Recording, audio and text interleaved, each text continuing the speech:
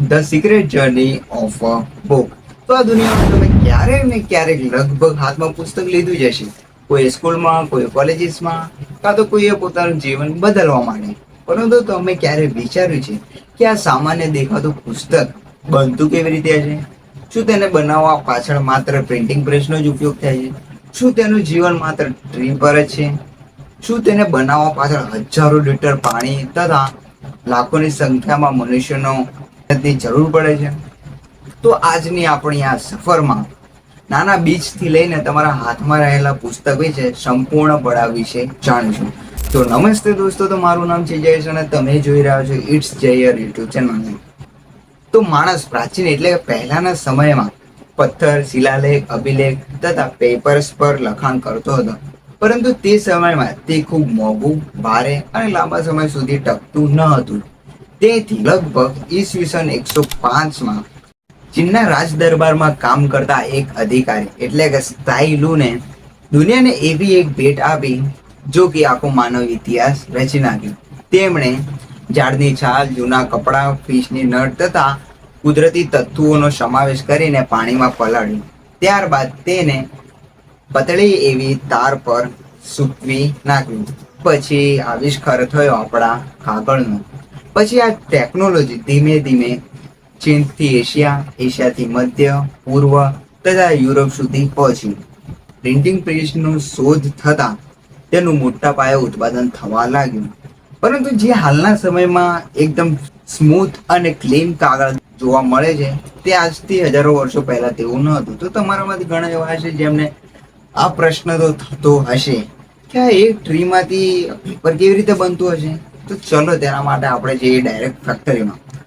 તો સૌ પ્રથમ પેપર બનાવવા માટે ખાસ એવા વૃક્ષનો ઉપયોગ કરવામાં આવે છે, જેમાં પેન, નીલગરી તથા ઘણા એવા વૃક્ષોનો સમાવેશ થાય છે. ત્યારબાદ તેને મોટા મશીન દ્વારા ઝાડની છાલ કાઢીને તેને નાના એવા વુડ ચિપ્સમાં કાપવામાં આવે છે. પછી આ કાપેલા વુડ ચિપ્સને મોટા એવા સ્ટીલના ટાંકા, જેને ડાયજેસ્ટર પણ કહેવામાં આવે છે, જેમાં પાણી અને ખાસ પ્રકારનું લિક્વિડ સાથે ઊંચા તાપમાન અને ભારે દબાણમાં ગરમ કરવામાં આવે છે. આ પ્રક્રિયા દરમિયાન લાકડામાં રહેલું લિગ્નિન નામનું કુદરતી પદાર્થ છૂટું થઈ જાય છે અને બાકી બચેલું નરમ ફાઈબર રહી જાય છે, જેને આપણે પેપર પ્લગ પણ કહીએ છીએ.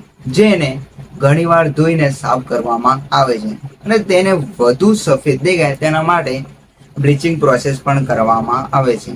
આ પ્રક્રિયા પૂર્ણ થયા બાદ તેમાં 99 એટલે કે 99% પાણી ઉમેરવામાં આવે છે. ત્યારબાદ તેને મશીન ઉપર ચડાવીને વધુ દબાણ અને ખૂબ ઊંચા તાપમાનમાં સૂકવવામાં આવે છે. સુકાવ્યા બાદ મિનિટોમાં તેની લાંબી એવી સીડ તૈયાર થઈને બહાર આવી જાય છે. ત્યારબાદ તેનું માપ ક્રમાંક લઈને તેને યોગ્ય માપે કાપવામાં આવે છે અને કાપ્યા બાદ તેમાં આવીને ગ્લુ લગાવવામાં આવે છે અને તેની ક્વોલિટી, ક્વોન્ટિટી ચેક કર્યા બાદ તેને બજાર અથવા વિશ્વમાં આયાત નિકાસ કરવામાં આવે છે. પરંતુ જુઓ, એક પેપરની શરૂઆત જો કે જંગલમાંથી શરૂ થઈને આજે હજારો કિલોમીટરનો પ્રવાસ કરીને આપણા સુધી આવે છે. તો જુઓ, દુનિયામાં સૌથી મોટું પુસ્તક એટલું વજનદાર અને એટલું મોટું છે કે તેનું એક પાનું ફેરવવા માટે પણ એક વ્યક્તિ પૂરતી નથી. અને તેના ઓપોઝિટ સાઈડ એટલે કે સૌથી નાનું પુસ્તક, જો કે તેને વાંચવા માટે પણ માઇક્રોસ્કોપનો ઉપયોગ કરવામાં આવે છે. તમને વિચાર આવે છે માઇક્રોસ્કોપ?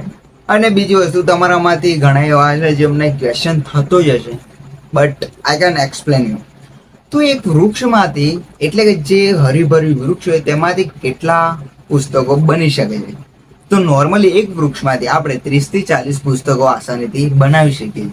પરંતુ હાલની ઘણી એવી પેપર માઇલની ફેક્ટરીઓ છે જો કે તેને કાપ્યા સિવાય તેઓ રિસાયકલ પુસ્તકનો ઉપયોગ કરે છે, જેનાથી લાખોની સંખ્યામાં ઝાડ અને પાણીનો બચાવ થઈ જાય છે. જો પુસ્તકની સાચી કિંમત તેમાં રહેલા કાગળની નથી, પરંતુ સાચી કિંમત તેમાં રહેલા નોલેજની છે.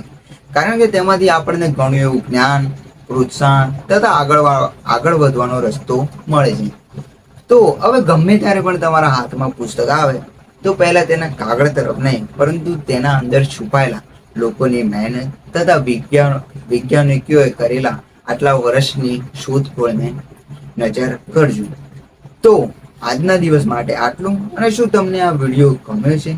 શું તમને આમાંથી કંઈક એવું ઘણી વસ્તુ શીખવા મળી છે? તો કમેન્ટ, શેર, લાઈક કરવાનું ના ભૂલતા. તો મળીશું આવી જ રીતે નવી વિડીયો સાથે. જય હિન્દ, જય ભારત.